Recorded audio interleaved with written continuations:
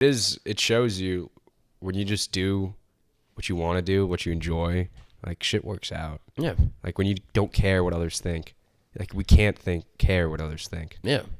It's interesting. We're all one. We're all one. You're correct. You are me, and I am you.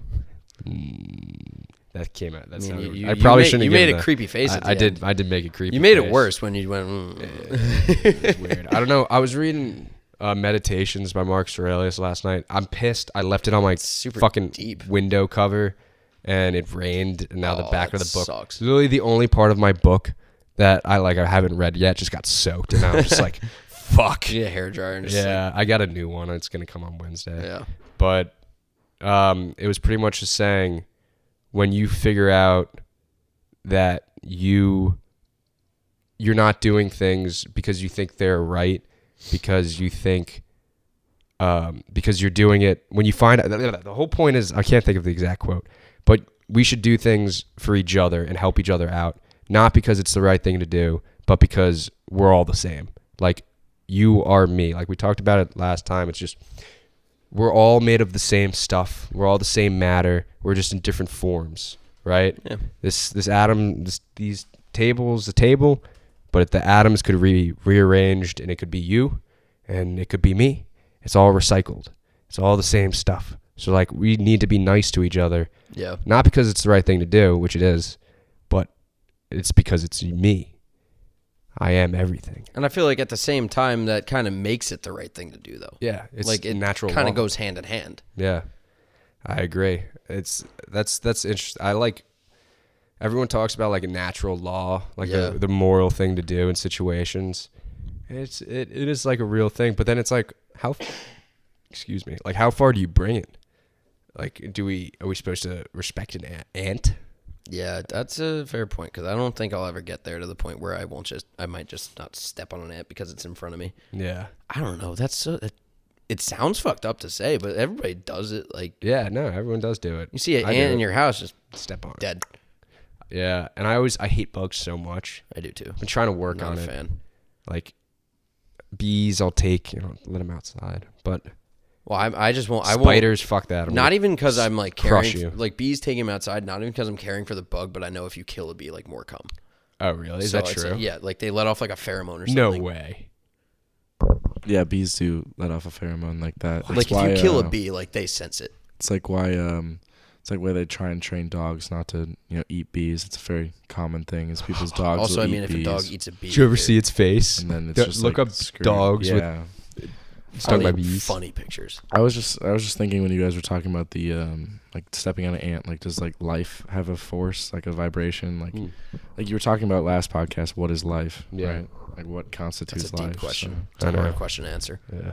No one knows, dude. I don't know. Maybe life does have a vibration. Have you heard of like the GCP? There was like the late 90s. It was the Global Consciousness Project, and what they did is they were basically like, are we actually all like the same brain almost? And so they went to Australia with this like picture, like a composite right here basically, but all the faces were like blurred together. And then they kept going back to this focus group in Australia, and like they were like, how many faces can you identify? And it took them a couple times to like keep going. I think there was like 400 faces, and the group got to like 300 after a couple weeks, right? Yeah. Like learning it. And then they went and did the exact same thing in a focus group in the UK somewhere, and immediately the people like knew more faces. What? So I don't know if it was a geographical thing, but the whole thing, you can look it up, the Global Consciousness Project, but it's pretty cool. That's so we are a hive interesting, mind. Dude. I'm telling you, so we are one person. I really do believe we can connect our minds. Like, if we all can have that twin thing, that people say is a thing. I think we do. I really think we can get our brains to a certain, because I think of our brains as like a radio tower, and these electrical signals going through us. That's like, a really good analogy, actually. Yeah, we could use ourselves as a tower to communicate with others telepathically. Yeah. Like, if we get on the same vibration frequency, which they do in transcendental meditation, like, it's a thing that people have done. Shit's crazy. Shit's fucking crazy. But I really do think if you can get to a point where you can learn how to control your brain frequencies, like, you can connect with another person. and be there with them. That'd be wild. I don't know how to do it. It definitely takes a lot of training. That thought. It's like you obviously see the world through your eyes, but have you ever had that thought? It's like, I wonder what it looks like from their point of view. Yeah. To me. Like you're saying, like to a point, you think if we could unlock that, as they say, beyond the 10% of capacity that we use in our brain. I think that's capped. Which I don't know how true that is. I'm it's just saying not I've heard that since I was fucking 5 years old. Like that, just like we could start doing that and that'd be nuts, dude. Because it's like aliens. And this is where people are like, "Oh, you're talking about aliens. You don't know you're crazy, dude." Look into aliens. They're fucking real. Alien. I don't need to get into it. I'm sorry. If you think we're alone in the universe, you're stupid. You're dumb. You're dumb. You're dumb. You're dumb. You're dumb. Like Dude, there's absolutely no way. Just Here's literally a cool thing also that came out. I don't know if you saw this. So you know the Hubble telescope, right? Yes. So the new and improved version, they're not calling it the same thing. I forget what they're calling it, of the telescope, is getting powered up, like I think in like December or something, in January, like very soon. And apparently it's going to give the people, NASA and everything, access to be able to see, like, if there is life on Earth on like life on the exoplanets that they have found, and remnants of the Big Bang and all this stuff, and they're going to be able to see all that through that because it's so damn powerful. Which is nuts. Because can you think about it? It's like, obviously we found these exoplanets and everything. Like they found these universes or these galaxies out there, and there's these planets. But this new telescope is like, it's going to be so crazy good that it's going to be able to zoom to a point where you can see if there's actually living things on those planets. That's wild. So we're close. We're close to knowing we're not alone. And I think it's a mistake too to look at planets only like ours. Like, why does life have to be under the circumstance? I mean, that's just our like perception of it. It's because we see all these other planets that have it differently, and the life doesn't form. And what if there's just like lava dogs? That'd be cool. That'd be pretty cool, right? Can I bring one home? Yeah, it will melt your entire house, but I'd like it. A lava dog.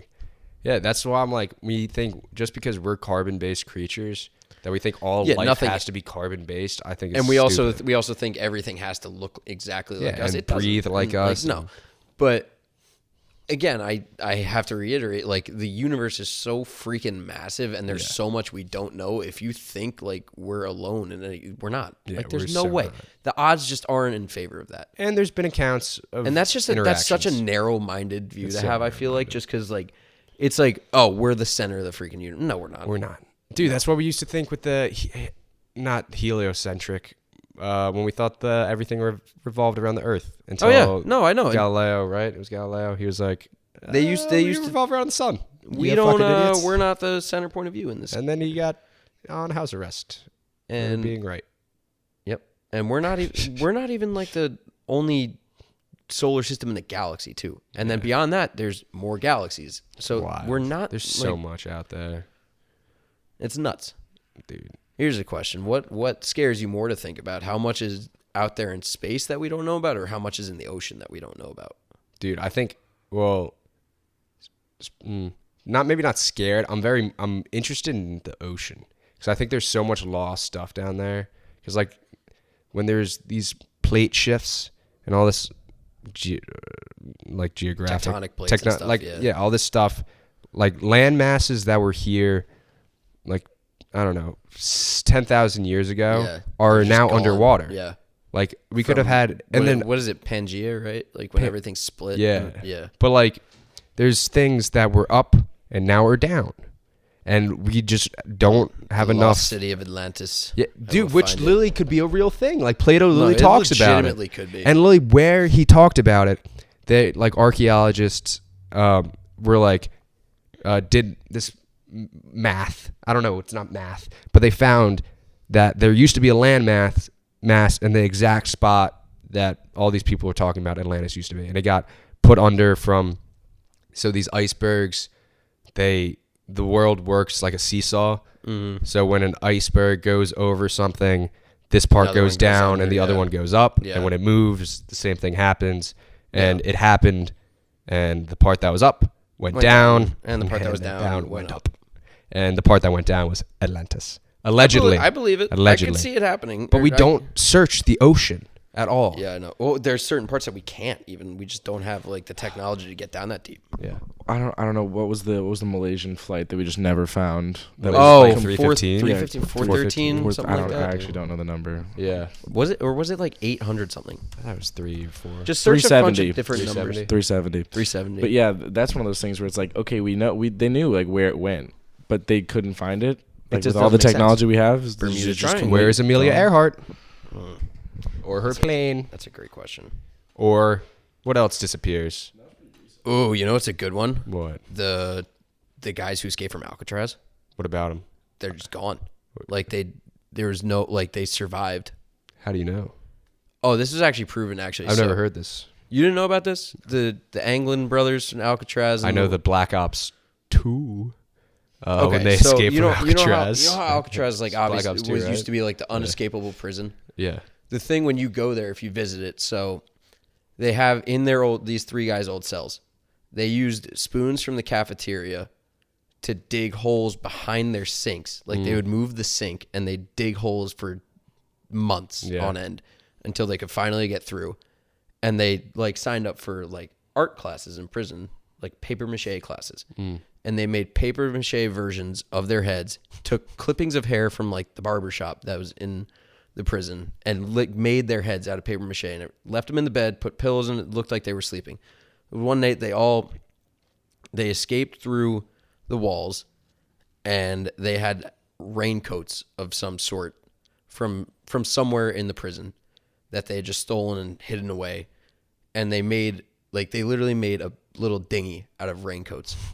They did this on Mythbusters. smart. They tested it on Mythbusters. Yeah. Like to see if you could actually get across. And they couldn't get across Mythbusters, so it's like they must have died in the bay and everything. And then like 3 years ago, something came out where like the family of the Anglin brothers like revealed to like Nat Geo or something like that or the History Channel that they had like letters from them living in Argentina. So it came out like like pictures of them, letters of them, like "Merry Christmas, we miss you," and everything. That's sick. Like, so it came out like they might have actually survived that shit. Like, That's wild. which is Wow. nuts. That is crazy. Good for them. Hey, perseverance, man. That is perseverance. Effort pays off. Effort does pay off. Gets you out of prison. Yeah, Wow. That's crazy. Good for them. I couldn't think that's one of the imagine. coolest stories. That is dope. Like, dude, just a